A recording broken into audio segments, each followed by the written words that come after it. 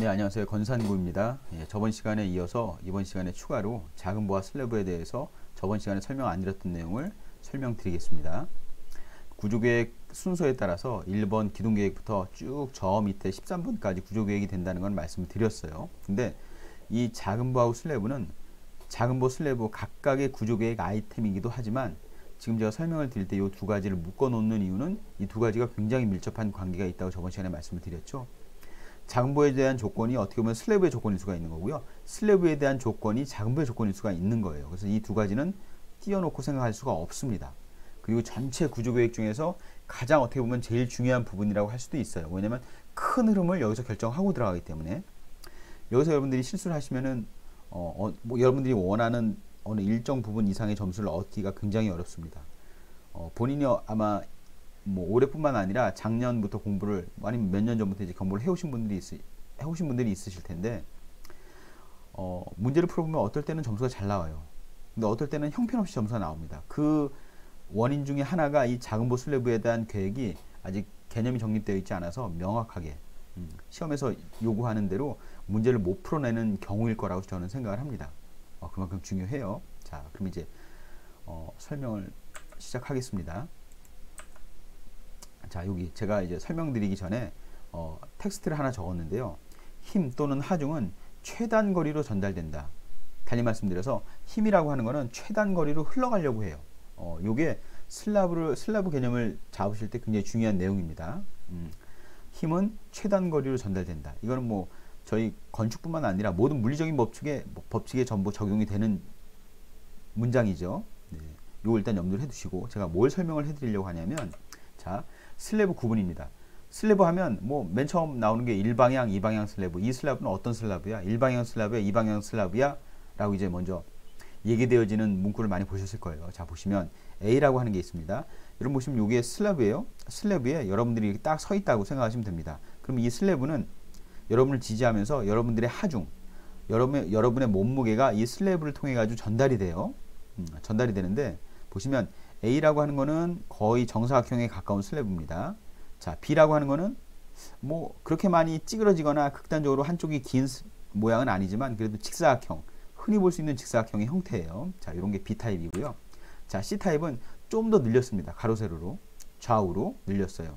그럼 이런 경우에 슬래브를 1방향이라고 할까요? 2방향이라 할까요? 자, D는 느낌상 어떻습니까? 뭐에 더 가까운 것 같아요? 그렇죠. 느낌상 뭐 요 1방향, 2방향 슬래브에 대한 개념을 좀 아시는 분들은 D번은 느낌상 그래도 1방향에 가까운데 라고 느끼실 수 있고 그 다음에 요 A라고 하는 거는 느낌상 2방향에 가까운데 라고 느끼시는 분이 계실 거예요. 그러면 A하고 D 사이에 BC는 뭐냐? 좀 애매하죠. 어떻게 생각하면 1방향 같기도 하고 어떻게 생각하면 2방향 같기도 하고 이렇게 관념적으로 여러분들이 딱 느낌으로 이거를 결정하실 수는 없는 겁니다. 예, 여러분들 설계를 하셔야 되기 때문에 자, 그래서 슬래브의 구분은 어쨌건 이 슬래브의 어떤 뭐에 따라서 형태에 따라서 형태라고 하는 말은 좀 그렇고요. 가로 길이하고 세로 길이의 비에 따라서 1방향이 되느냐 2방향이 되느냐 나눠집니다. 이해되셨나요? 자, 그럼 보시면 자, 다시 돌아왔습니다. 자, A라고 하는 슬래브가 있어요. 거의 정사각형에 가깝기 때문에 여러분들의 몸무게가 이쪽으로도 한 50% 전달될 것 같고요. 좌우로 그 다음에 상하로도 한 50% 전달될 것 같아요. 정확히 반반 정도 상하 좌우로 전달이 될 것 같아요. 자, B는 요 70% 30%는 제가 그냥 적은 겁니다. 요 느낌상 위아래로 왜냐면 자, 제가 아까 말씀드렸던 것처럼 힘이라고 하는 거는 최단 거리로 전달되려고 해요. 그러면 우리가 서 있는 요 위치 기준으로 해서 최단 거리가 어디입니까? 요쪽이 거리가 짧죠? 그러니까 이쪽으로 많이 힘이 전달되려고 하는 거예요. 만약에 이 몸무게가 이쪽으로 전달되긴 하겠죠. 슬래브라고 하는 큰 한 판 안에다 연결이 돼 있으니까. 근데 길이가 너무 길다 보면은 요 슬래브의 이 자기의 몸무게가 이쪽으로 전달되다가 옆으로 살짝 휘려고 하는 그래서 결국은 이쪽 면에 전달되려고 하는 경향이 발생할 수 있어요. 뭐에 따라서 좌우의 길이가 길어지면 다시 말씀드리면 자, 힘이라고 하는 거는 최단 거리로 전달된다. 근데 슬래브의 형태가 이렇게 된다라고 한다면 우리의 몸무게는 상하로 전달되려고 하는 그 퍼센테이지가 더 높다라고 하는 거죠. 더 극단적으로 C로 가시면 이해되시죠? 우리의 몸무게가 가까운 쪽 편으로 더 많이 전달되려고 해요. D라고 하면은 거의 이 정도. 이거 그냥 제가 예로 적어드린 건데 이 정도 비율대로 뭐가 전달되는 겁니까? 힘이 전달되는 거예요. 여러분들의 몸무게가. 자, 보시면 자, 여러분들 우리가 이렇게 정사각형이라고 얘기되어진 이런 슬래브를 이방향 슬래브라고 합니다. 요 이방향이라고 하는 거는 힘의 흐름 방향이에요. 그쵸? 이렇게 생긴 슬라브는 어떤 하중이 주어졌을 때 좌우로도 분배가 되고 상하로도 분배가 된다. 결국 이 하중은 위아래 방향, 좌우 방향으로 두 방향으로 흘러간다 해서 이방향 슬래브인 겁니다. 자, 이 경우는 물론 위아래로 많이 흘러가긴 하지만 이쪽으로 흘러가는 힘도 없지는 않죠. 그래서 이런 경우도 이방향이라고 할 수 있어요. 자, 보시면 이거는요. 80%까지 흘러가면은 이쪽으로 극단적으로 많이 흘러간다고 볼 수 있기 때문에 이쪽으로 흘러가는 거는 미비하기 때문에 일방향이라고 해도 될까? 아니면 그냥 여기까지는 이방향이라고 해야 될까? 모르겠습니다. 그래서 세모예요. 자, 이 경우는 95% 이상이 위아래로 흘러간다고 가정을 하면, 그쵸? 이 힘의 대부분은 어디로 흘러갑니까? 요 변이나 요 변으로 흘러가게 되는 거죠. 요쪽 변이나 요쪽 변으로 흘러갈 확률은 낮아요. 5%밖에 안 됩니다. 그럼 이런 슬라브 형태를 과연 힘이 이 방향으로 흘러간다고 얘기할 수 있을까요? 그러면 D라고 하는 요 슬라브의 형태를 가지고 있다고 하면 요거는 일방향 슬라브라고 해도 좋지 않을까? 여기 일방향 슬라브라고 해도 좋지 않을까? 고민스러운 거죠. 그러니까 여러분들이 일방향, 이방향을 정하실 때 느낌으로는 와닿으시는 게 있는데 우리는 그 느낌 가지고 문제를 풀 수는 없습니다. 예, 그래서 이런 애매함을 해소하기 위해서 구조에서는 어떻게 정하냐면 그 연구를 많이 했습니다. 실험을 많이 하고 그러다 보니까 이 변장비라고 하는 가로 세로 길이 B 그 비율이 과연 얼마까지일 때 하중이 몇 프로 넘어갈까, 얼마만큼 분배가 될까라고 하는 거를 실험을 해봤겠죠. 예, 그래서 보시면 가로 세로의 길이가 자, 요 B하고 A 길이, 요 A하고 B의 길이 B가 요 길이 대비 짧은 변 길이 대비 큰 변의 길이가 몇 배? 예, 거의 2에 가까워지면, 그러니까 요 세로 길이 대비 가로 길이가 2배가 되면은 거의 몇 프로가 흘러간다고요? 90% 이상이 상하로 짧은 변 쪽으로 흘러간다라고 하는 거를 실험을 통해서 알았어요. 아, 그래서 우리가 대략 90% 정도면 어떤 경계치를 둘 수 있겠다, 기준치를 둘 수 있겠다라고 해가지고 이 짧은 변 길이 대비 긴 변의 길이가 2, 여기 보이는 2 있죠? 예, 요 2를 기준으로 해가지고 일방향과 이방향을 나눕니다. 그러면 이 등호가 중요해요. 2보다 작은 경우는 뭐겠습니까? 이방향 슬래브겠죠. 정사각형에 가까울 테니까. 근데 2가 포함이 되느냐 안 되느냐, 그게 중요하죠. 예, 2까지는 이방향 슬래브입니다. 2를 초과해야 그때부터 무슨 슬래브가 되는 거예요? 일방향 슬래브가 되는 거죠.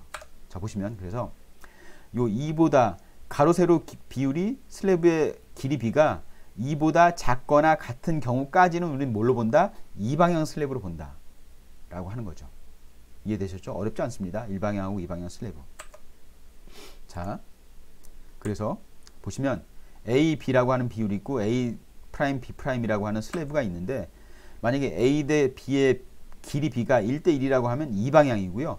A 대 B, A 프라임, B 프라임의 길이 B가 1대3이면 이건 일방향 슬래브가 되는 겁니다. 자, 슬래브 구분에서 일방향이냐 이방향이냐는 어떻게 구분한다고요? 그렇죠. 가로, 세로, 길이의 B에 의해서 결정을 한다. 일방향이라고 하는 거는 어느 한 방향으로 하중이 극단적으로 많이 흘러가는 형태로 슬래브 모양이 갖춰졌을 때가 일방향이고, 이방향은 상하로도 흘러가고 좌우로도 흘러가고 사방으로 흘러가는 어떤 그런 모양새가 갖춰지면 이방향 슬래브라고 한다. 그 기준은 뭐라고요? 숫자 2로 구분한다라고 하는 거죠. 자, 됐습니다.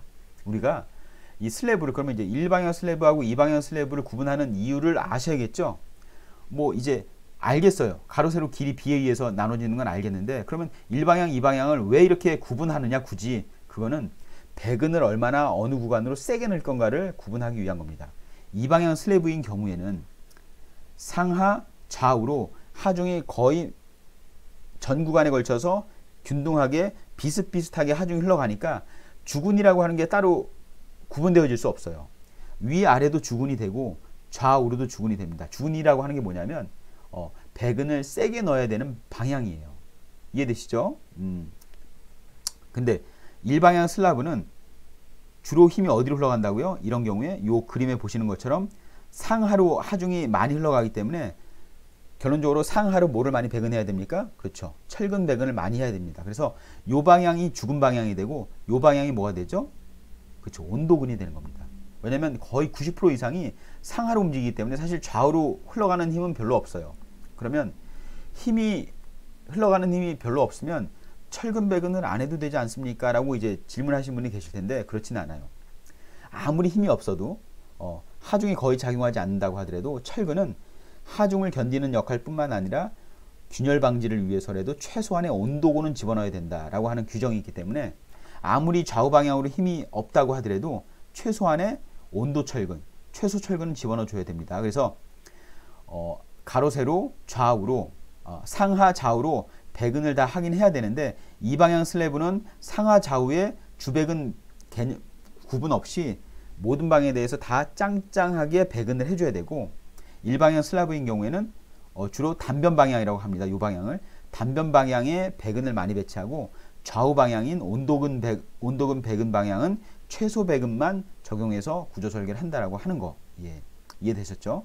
슬래브는 형태에 따라서 일방향하고 이방향으로 나누는데 일방향하고 이방향으로 나누는 실익, 그러니까 왜 굳이 그걸 나눠야 되느냐라고 하는 거는 배근 결정을 하기 위해서 나눠요. 근데 슬래브에 대한 배근은 아직까지 출제된 바는 없습니다. 근데 나올 것 같아요, 느낌상. 이제 더 이상 배근에 대해서 나올 때가 별로 없어요. 주로 이제 보에 대해서 배근이 나오고요. 그쵸, RC 구조인 경우에. 그 다음에 기둥에 대해서도 배근에 대한 언급이 되어집니다. 근데 그럼 보 기둥 나왔으면 이제 슬래브에 대해서도 배근에 대한 걸 한번 물어볼 때가 됐어요.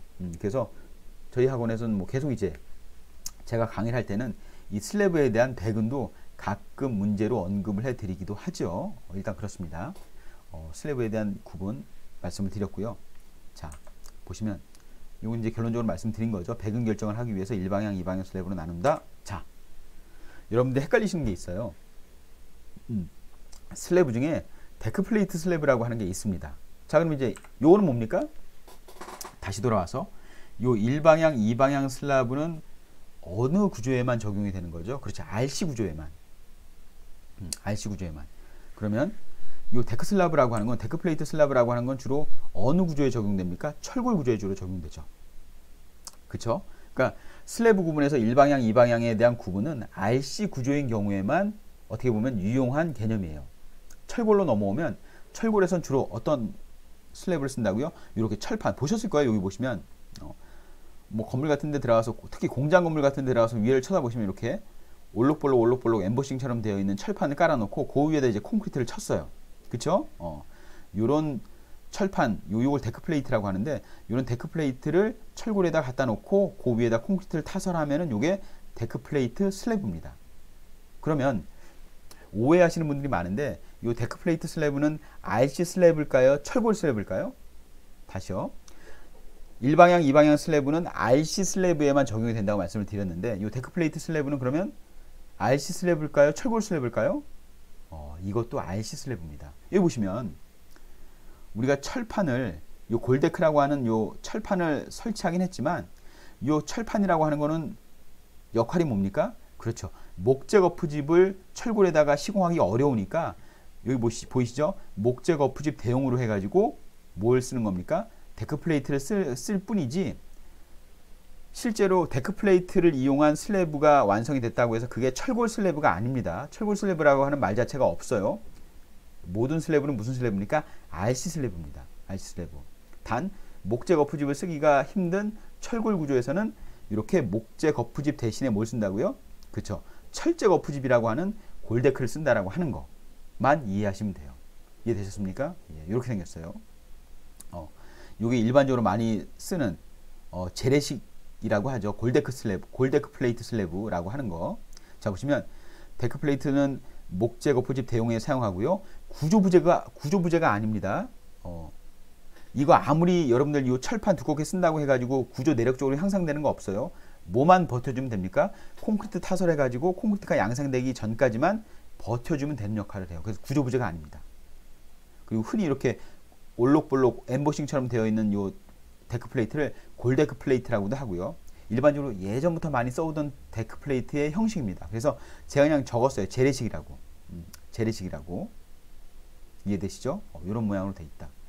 이거는 다시 말씀드리지만 뭐라고요? 거푸집 대용이기 때문에 구조부재는 아니다 라고 하는 거. 그게 예전부터 써오던 이 골데크 플레이트 슬래브에 대한 개념이었어요. 근데 잘 보시면 계속 이제 사람들이 시공하면서 아까운 거예요. 이게 철판이 힘을 받아줄 것 같긴 한데 그냥 이걸 거푸집용으로만 쓰기에는 너무 아까운 거죠. 그래서 요 철판도 어떻게 구조용으로, 구조부재가 기존에는 아니었는데 구조부재로 쓸 수 있지 않을까 싶어서 이 데크 플레이트를 개량하고 해가지고 구조부재, 콘크리트가 타설해가지고 양생된 후에도 요 밑에 철판이 구조용 부재로 쓸 수 있게끔, 내력을 발휘할 수 있게끔 개발된 게 합성 데크 플레이트 슬래브예요. 그래서 합성이란 말이 나옵니다. 그쵸? 이 그냥 기존의 골데크 슬래브는 합성이란 말이 쓸 필요 없어요. 왜요? 이 골데크 철판은 구조부재가 아니기 때문에. 근데 합성이라는 말이 들어가는 순간 모두 내력을 발휘한다는 얘기입니까? 요 밑에 철판도 내력을 발휘하고, 콘크리트도 내력을 발휘하고, 콘크리트와 철판이 서로 합성이 돼서 하나의 부재처럼 거동을 한다는 얘기죠. 물량을 세이브하기 위해서. 그쵸? 이해되셨죠?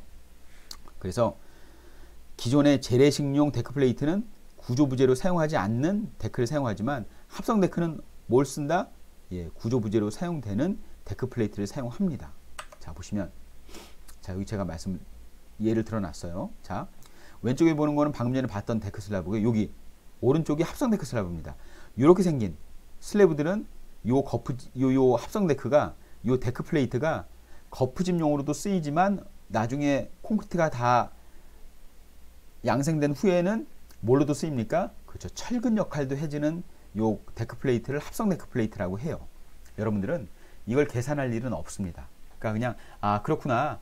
데크 플레이트는 골데크 플레이트, 예전에 쓰던 재래식 구조용 부재로 사용 안 하던 데크 플레이트가 있고, 만약에 문제에서 합성 데크 플레이트라고 하더라도 여러분들 그냥 데크 플레이트라고 생각하시면 돼요.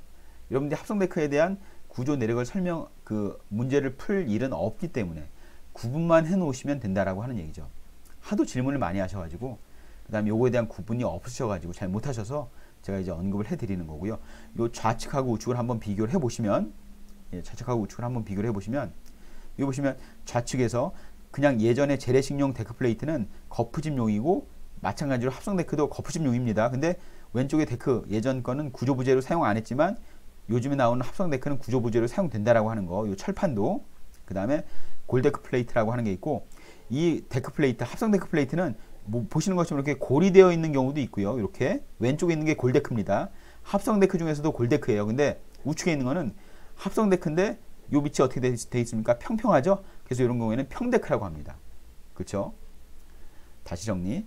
이렇게 모양이, 여러분들이 위에서 슬래브를 봤을 때 이렇게 골이 나 있다라고 하면은 골데크 플레이트일 수도 있고 합성 데크 플레이트일 수도 있어요. 이게 단순히 이렇게 골이 졌다라고 해가지고 저게 합성이다, 골이다, 재래식이다라고 판명할 수는 없습니다. 그건 계산서를 보거나 실제로 위에서 시공 전에 요 단면에 배근되어 있는 어떤 철근 형태라든지 콘크리트와의 합성 여부를 고려해서 합성 데크 플레이트를 판단하셔야 되는 겁니다. 어쨌건 데크 플레이트는 이 두 가지가 있다. 근데 여기 제가 지금까지 열심히 설명을 드렸지만 이게 중요한 건 아니에요. 이게 중요한 건, 실제로 중요한 건 나옵니다. 뭐냐면, 자 보세요. 데크 플레이트의 종류와 하중 흐름에서 여러분들이 데크 플레이트를 썼다라고 하면 그 슬래브는 무조건 무슨 슬래브입니까? 무조건 일방향 슬래브예요. 데크 플레이트를 쓴 슬래브는 이 방향이 나올 수 없습니다.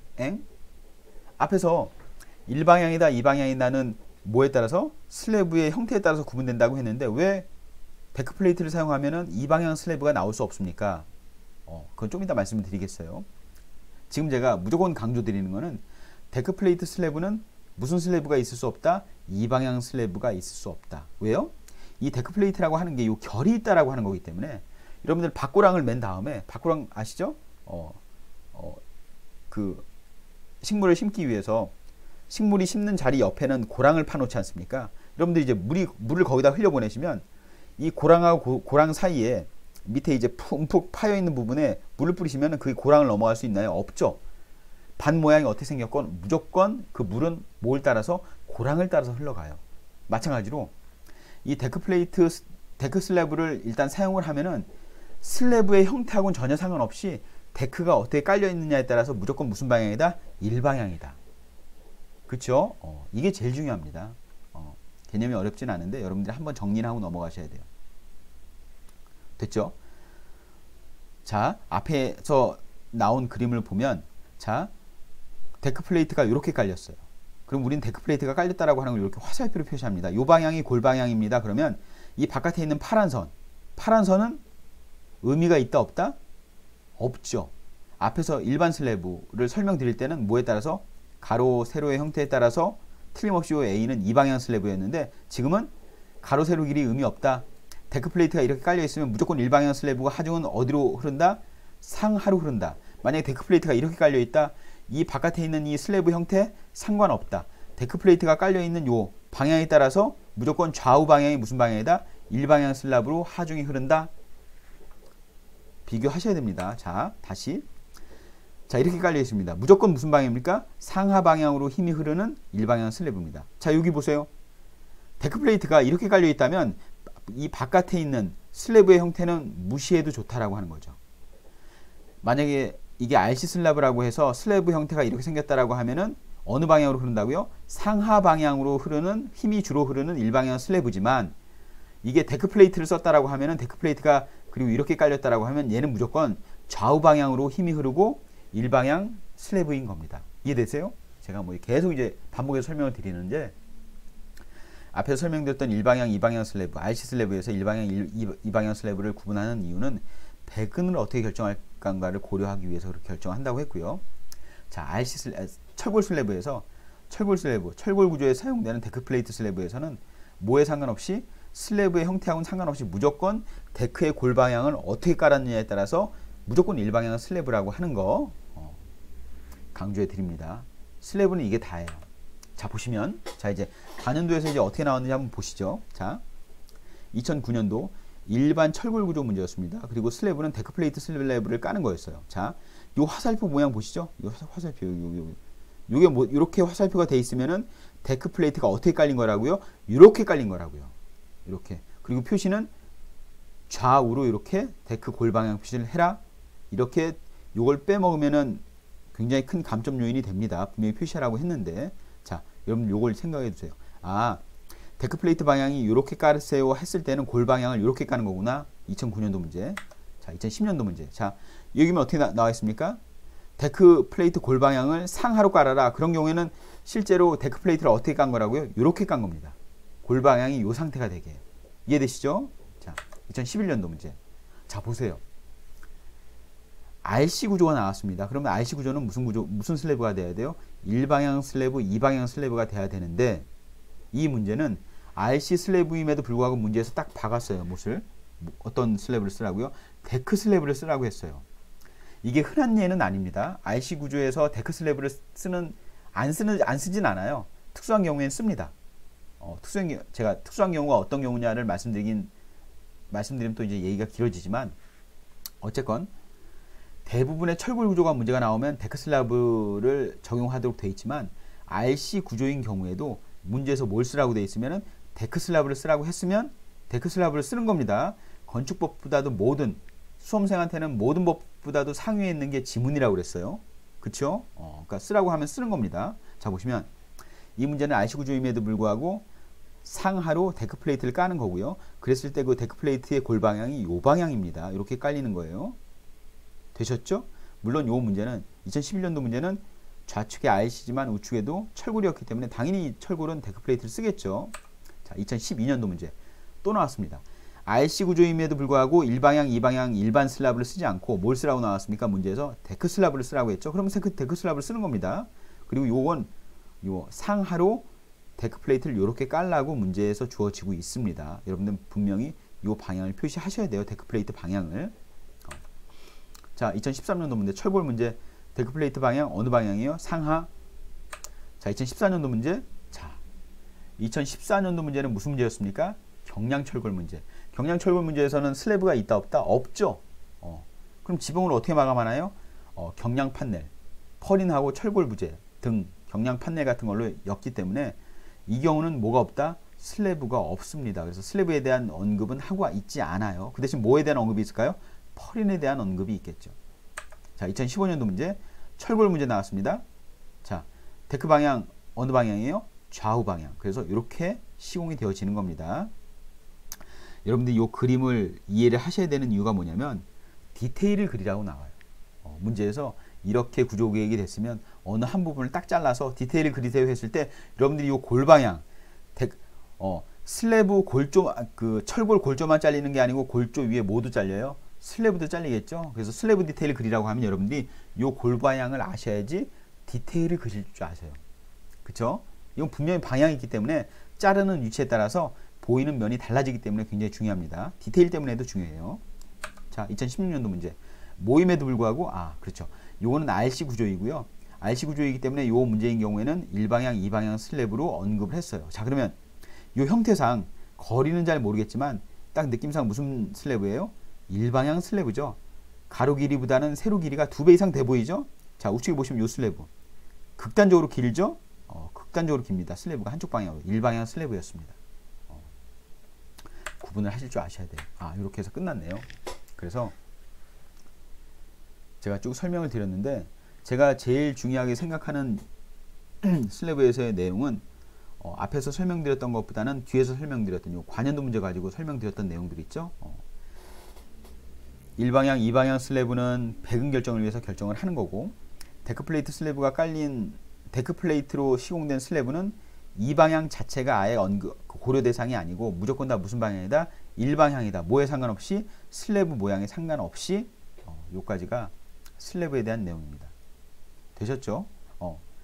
저번 시간에 하셨던 내용이 더 중요합니다. 작은 보하고 슬래브와의 관계. 그 다음에 이번 시간에는 슬래브 자체에서 여러분들이 슬래브를 어떻게 구분하느냐, 이걸 이제 수업 시간에는 제가 말씀을 드리지만 질문하셨을 때 지문상에서 이걸 설명드리기가 굉장히 힘들더라고요. 그래서 제가 별도로 이제 클립을 만들었습니다. 그래서 여러분들이 이제 슬래브에 대한 내용이 작은 보 계획을 하는데 연관이 되는 거냐, 아니면 슬래브 자체적으로 어떻게 설치가 되거나 그 방향을 어떻게 결정하느냐를 물어보는 거냐에 따라서 지문을 해독하실 줄 아셔야 돼요. 예.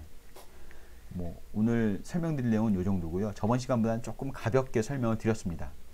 자, 여러분들 여기서 이제 중요한 게 제가 이론 강의를 설명을 드리면서 자꾸 이제 반복하는 게 뭐예요? 관연도 문제를 가지고 반복을 합니다. 왜 관연도 문제를 자꾸 보여드리냐면 결국 제가 설명드린 내용이 관연도 내용에 여러분들이 풀어보시면 다 나와요. 결국 여러분들이 관연도를 정복하는 정도의 수준이 되신다면 앞으로 나올 문제들도 얼마든지 접근이 가능합니다. 제가 한 가지 부탁드리는데, 이론 강의를 할 때 여러분들이 머릿속에 딱 들어와야 되는 게 뭐냐면 첫 번째 구조계획 순서 뭐였죠? 1번 기둥, 2번 큰보, 3번 작은보, 4번 슬래브, 5번 캐노피, 6번 횡작을 방정보, 이렇게 쭉 있습니다.